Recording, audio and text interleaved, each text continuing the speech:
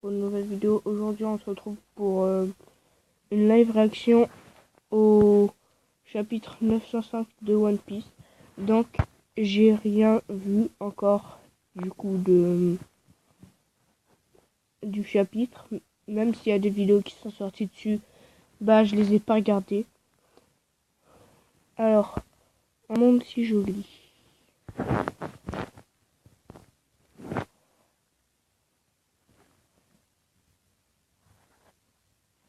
Alors, ça commence direct sur le QG de la marine. Ah non, ici il y a couverture. Alors, un monde si joli. Les illustrations des 6 premières années de One Piece, du début jusqu'au chapitre 305 sur un possible dans le tome 1 de Doors.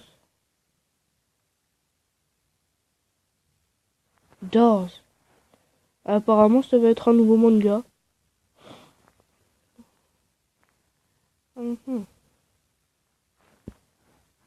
Des petits spin-offs sur One Piece. Bref, alors. Mindford, alors.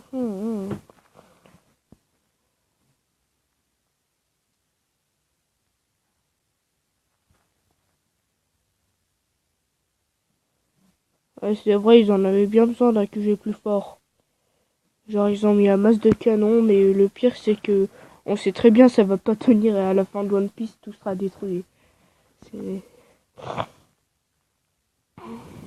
Ah oui, donc du coup, amiral en chef, c'est Sakazuki. Ou Akainu, appelez-le comme vous voulez.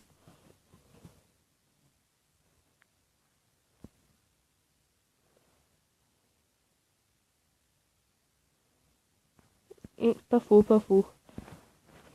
Attends, il y a une bulle ici, là, après. Alors, New Marineford. Donc, même si la localisation a changé et la fonction de Marineford de moins celle de service, comme elle l'a toujours fait jusqu'à maintenant. D'antichambre à la terre sacrée de Marie-Joie, au président des où résident les Tenryubito. Ah, les Tenryubito. C'est ça le connard. Mais je pensais avoir pourtant été clair à ce sujet. Je refuse catégoriquement qu'ils remettent les pieds dans l'une des bases de la marine tant qu'ils ne m'apportent pas les têtes de Law et Luffy. Ce type, quel toupet, comment-il ose réapparaître comme ça? Oh oui, c'est ce que vous avez ordonné, mais... Ah, ça parle de Fujitora, je m'en doutais un peu. Mais alors pourquoi ne l'avez-vous pas mis dehors? Eh bien, il avait un argument qu'on ne pouvait refuter, car techniquement c'est vrai. Ici, ce n'est pas une base de la marine. Donc c'est Fujitora. Il joue avec les mots, mais quelle bande d'abrutis vous êtes. C'est pas bien de dire ça à ses soldats, hein. Ah, pas facile, hein, la vie d'un amiral-chef. San Goku. La ferme espèce de demi-retraité. Il parle carrément comme ça à son ancien supérieur. Qui doit se trouver... Ah, Ryokugyu. On va enfin le voir. Ryokugyu. C'est hard de prononcer son nom. Ça fait un peu gaga, mais... Alors, le nom enfin se retrouve à la symétrie du G1 actuel par rapport à l'axe que forme Redline. Alors, apparemment, New Marineford se trouve à la symétrie du G1 actuel par rapport à... G1, je sais plus ce que c'est. Mais en tout cas, c'est symétrique par rapport à l'axe que forme Redline. C'est la symétrie totale. Comme la tête de Kizaru, ils auraient dû la faire symétrique. Alors, Redport est un port situé à cheval sur les deux versants de Redline et sert de voie aux officiels du... Là, il y a plein d'explications. C'est comme ça au début d'arc, il y a toujours des explications par le narrateur. Pour accéder à la terre sacrée de Marie-Voie, il suffit d'emprunter une espèce d'ascenseur bulle. Ah ouais, d'accord. Des ascenseurs bulles. Vous imaginez ça? C'est des pirates, genre. Et ils ont des ascenseurs bulles. Genre, nous, on est en 2018. Eux, dans leur univers, ils sont sûrement en 1900 quelque chose. En gros, l'ère des pirates. Ils ont des ascenseurs bulles. Enfin, après, si ça se trouve, leur technologie, en fait, a été super avancée au début. Et ça a baissé. Regardez, le nouveau... Enfin, ce serait pas logique quand même, mais... Oh, c'est Bylvie du royaume de Roswan. Il est accompagné des princesses Matrio. Elles sont si mignonnes. Mais mec, c'est des statues. Il trouve des mignonnes des statues. Vous savez, ça fait penser à Anouchka, là, un truc dans le genre, tu sais, les espèces de statuettes dans un conte pour enfants, enfin, certes. Même que la sorcière à la fin, elle brûle. C'est pas très éducatif, hein. Enfin, en même temps, c'est un conte russe, alors... Roi Hamburger. D'accord. Du royaume de Bollywood. Pourquoi marche-t-il aussi lentement? On peut dire qu'il a bouffé trop de burgers. Ok, je me tais. Ouais, mais hamburger. Et Shiroda, il avait faim là, sérieux. Pourquoi marche-t-il aussi lentement? Je marche peut-être lentement, mais je ne me retourne jamais. Qui a... D'accord. Elle, c'est la reine Maloron du royaume de Tajin. Couscous Tajin. Ah, désolé, j'étais obligé encore. Je suis d'humeur blagueuse. On peut dire ça comme ça. Couscous Tajin. Bref. Qu'est-ce qu'elle est belle. Ouh là là. Moi, je la trouve moche. Je porte un toast à l'honneur de tous les spectateurs de cet événement. Ah, parce que ça va passer à la télé. En même temps, ça va être très important, mais voilà quoi. Le roi tacos. Non, mais le mec, déjà, il nous amène un roi hamburger, euh, l'autre couscous tagine et maintenant tacos. Ah, la princesse sirène, c'est Shiraoshi, voilà. Et Neptune. Au moins un truc qui a aucun rapport avec la bouffe. La princesse sirène, Shiraoshi du coup, le roi Neptune, les accompagné du prince Fukaboshi. Bien que le royaume des savants, le but de siècle. C'est sûrement la seconde fois qu'il siège à Hariri. Princesse sirène, j'ai cru que j'allais mourir là-bas. Ah, cool, il y a mon petit Digarp. Donc, si vous savez pas c'est qui, bah, c'est que vous avez pas beaucoup regardé One Piece. Et que vous êtes extrêmement bizarre aussi, mais c'est le grand-père de Luffy. Enfin, c'est écrit juste ici, là, mais quand même. Donc, franchement, j'espère que vous saviez. Sinon, j'aurais honte de mes abonnés qui regardent One Piece. Enfin, qui lisent One Piece et regardent. Enfin, bref. J'ai cru que j'allais mourir là-bas. C'est Shirahoshi. Mais quelle beauté phénoménale! Oh putain, ils en bavent carrément. Ah non, c'est juste Sada en fait. Sa beauté est à la hauteur de l'honneur. Est-ce qu'il y a ça en édition spéciale, chef? Chef Morgans, manifestement, il vient de perdre la tête en la voyant. Un piaf amoureux d'un poisson. Genre, les piafs, ils bouffent les poissons, mais... Oh! Ça me fait penser aux mantes religieuses, bouffe les têtes de leur mari, peut-être que Morgans veut bouffer la tête de Shirahoshi en preuve de son amour. Pourquoi pas? Car Shirahoshi est très populaire, selon certaines rumeurs. La princesse sirène est même avec l'indétrônable impératrice en coque. Ah ouais, carrément. En fait, je trouve les deux moches, c'est ça le pire. Faut croire qu'elle la surpasse et de loin. Oh, Miskin Hancock. Oui, sans compter sa taille gigantesque. Grand-père de Luffy Sama, est-ce que c'est ça ce que vous appelez ici une forêt? Non, ça ce n'est qu'un arbre. Oh, Garp le héros. Tu sais qui je suis? T'es qui toi hors de ma vue, espèce de merdeux, d'accord? Vive le respect. Quoi, j'ai bien entendu, t'as dit merdeux? Oh mais quelle grossièreté, mais on s'en bat les couilles de la grossièreté, nous. Garp, c'est un thug. Il bouffe à la réunion la plus importante du, du, du monde. Mais non, il respecte les princes, il respecte pas les princes comme ça, c'est... Ok, ok, Garp.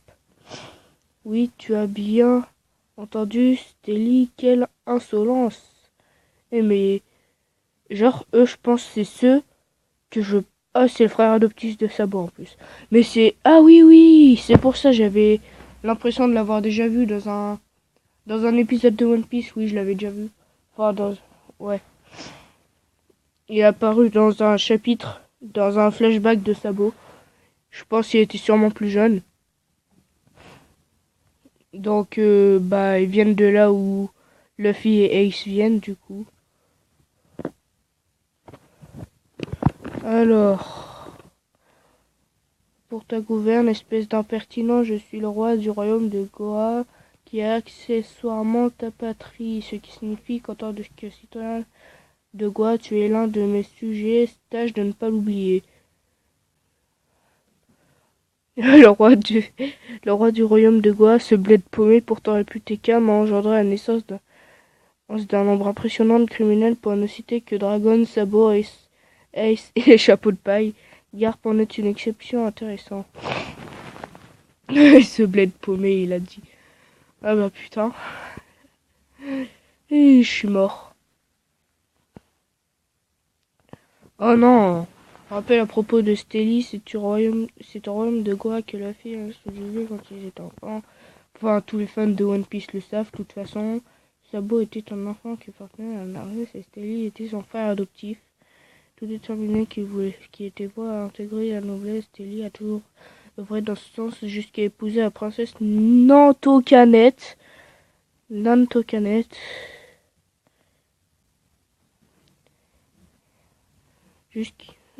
Et intérieurement l'hérité du trône après la disparition mystérieuse du roi et du prince héritier quelques mois plus tôt. Dégage, tu m'insupportes au plus haut point. Je ne sais même plus quoi répondre à son insolence. Mais ferme ta gueule, toi aussi t'es insolence. T'es insolent. Hein. Donc, voilà ce que je demande en garde, mets-moi en contact avec la noblesse parce que mon objectif est de devenir un jour un Tenryubito. Ouais, bah t'es un sacré fils de pute. Une ratelure de ton genre, même pas en rêve. Oh. Quoi? Non mais j'hallucine, vous avez entendu, il vient de m'insulter. Ça mérite la peine capitale, mais... Oups. Oublie ce que je viens de dire. Non mais il se fiche de moi. Garpi est trop marrant. Mais lui c'est un vrai chouinard en fait. Mais c'est donc un géant et il paraît qu'il dévore les humains et que leur salive peut dissoudre la roche. Oh minute, c'est quoi ces créatures? Elles ont des crocs, des écailles, et pourquoi leur peau est de cette couleur? Serait-ce des hommes poissons? Oh bravo Sherlock! Des métis poissons géo.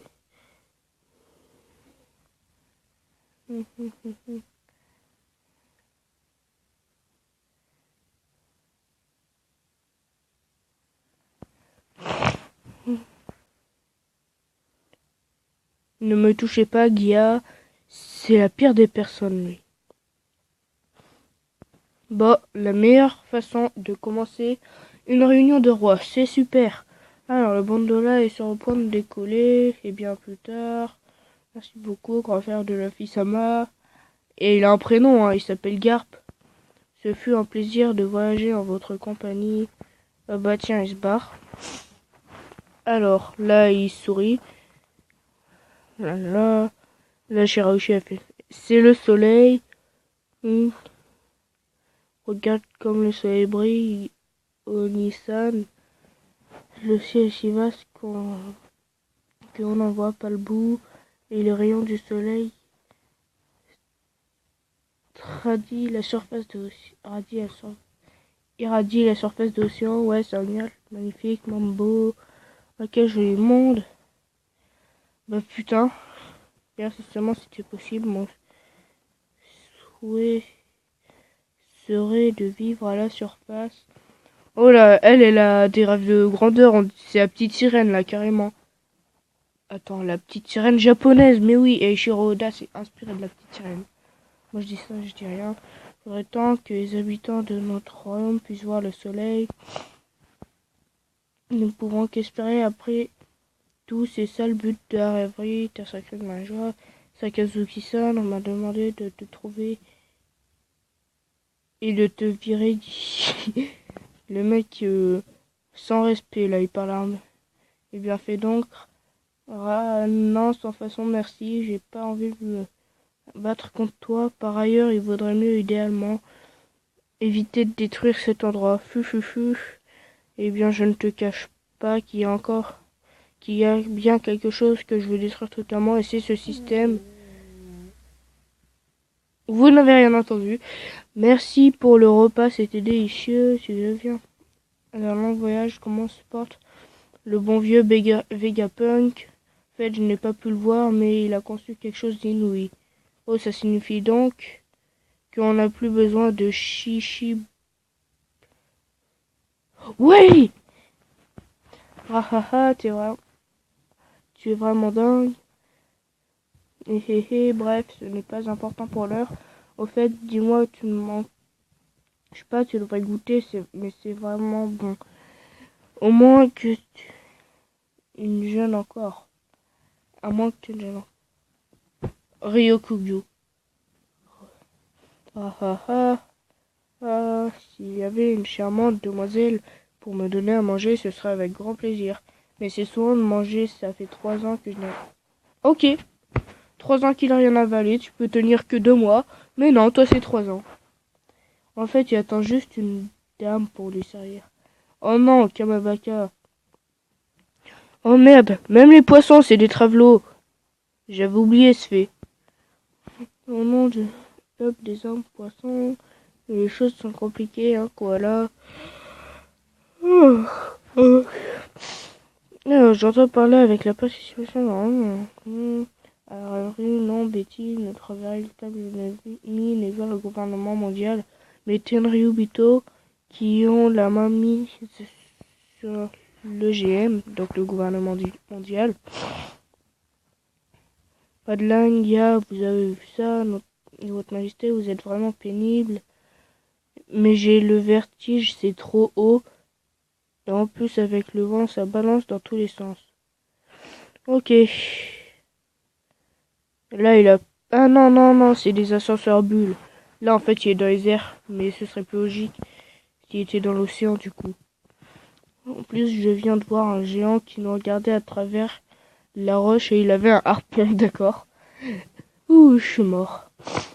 Mais très cher, vous rêvez les yeux ouverts, vous ne voyez donc pas à quelle hauteur on est.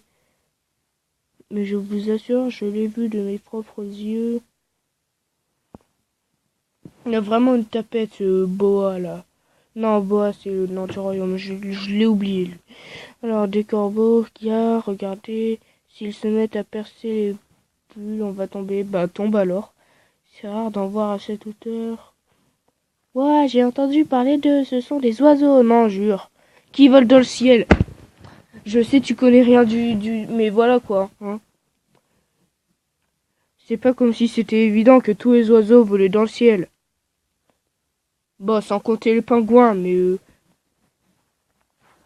voilà quoi. Regarde, chargez vos armes. Tirez sur les corbeaux, sinon ils vont faire éclater les bulles, rassurez-vous. Les corbeaux n'ont jamais éclaté les bulles des ascenseurs auparavant. Oh! C'est ça beau! Ne vous en faites pas, Majesté Célie. Désolé. Alors là, c'est sabot en gros. Il s'est infiltré. Parce que Sabo, c'est un putain de génie. Il s'est infiltré pour aller à la rêverie et niquer le game. Il va niquer le game. Bon, là par contre, c'est fini. Et donc, c'est la fin de vidéo. Donc, ce qu'on peut retenir de ce chapitre, c'est Eiichiro Oda aime bien la bouffe. Particulièrement le couscous tagine, les hamburgers et quoi d'autre déjà. Attends, je vais regarder là. C'est au tout début, là là là. Alors, couscous tagine, hamburger. Ah voilà, et les tacos. En même temps, tout le monde aime les tacos. Oui, couscous tagine, hamburger et tacos. Ensuite, les poissons, c'est des travelots. Shirahoshi, c'est Captain Obvious. Et Sabo va niquer le game. Donc, c'était la fin de cette vidéo. C'était Gecko Manga. On se retrouve bientôt pour une autre.